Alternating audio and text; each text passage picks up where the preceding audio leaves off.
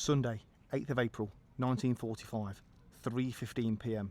in what is now Thurmby Lodge. A Lancaster bomber crashed just there. ND 647 of 1653 HCU unit. It crashed and exploded, killing all 6 people on board. This particular bomber belonged to the Heavy Conversion Unit.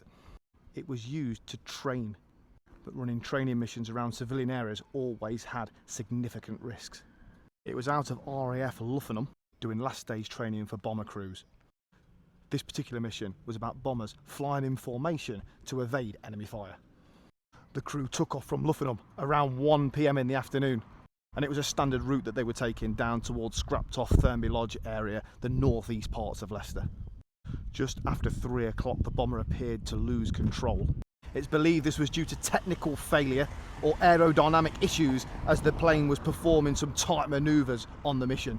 It was approximately here that the plane crashed, about 30 yards to the left of that plaque that I've shown you. A massive explosion happened on impact. No houses were directly hit or damaged, but all of the explosion, the materials could be felt, and debris was scattered around for a few hundred yards at least. All 6 young men died on impact. So we've got Ralph Wingrove, aged 24, Norman Cook, aged 23, Gerald Gore, aged 20, Jack Winterbottom, aged 24, James Stanley, aged 20, and Thomas Neal, 22. Such young men. Now, none of these houses would have existed then, but neighbours in the area reported a massive crash and a roar, loads of smoke coming out as well. Emergency crews were on hand really fast, but the recovery was hampered quite a lot by the debris in the area. Can you imagine what that would have been like? 6 guys in their 20s, young 20s, crashing just over there, and then having to go and do the rescue mission. I guess it happened more than we realised though.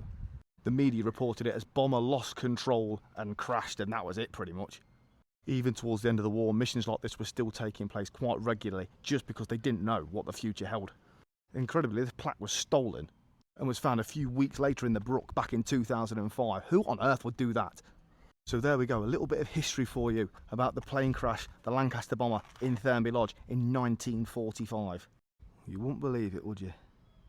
And the sole memorial, that little plaque. 80 years this year, gone, but never forgotten.